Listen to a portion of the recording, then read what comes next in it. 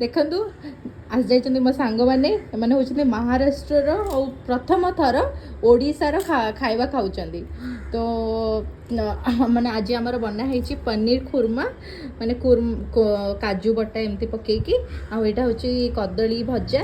आ सालेड आ एटा मर्च दही मर्च पापड़ जगह सब बना है तो पचार केमती लगुच ओडिया खाଇବା आपको टेस्टी ओडिया खाना कैसा लग रहा है पता चल गया मेरे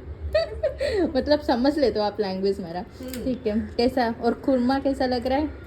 वो तो ये पनीर वाला नहीं सैलेड तो तुमने बनाया पनीर वाला वो कैसा लग रहा है लेट मी ट्राई ओके अच्छा है और वो भाजी कौन सा ये भी अच्छा है अच्छा है और आपको सब अच्छा है वाओ चलो तो देखिए से तो रिव्यू दे सारे मुझे खाई नौची आमे बुलिया को जीव पुणी आउ थे चलो बाय।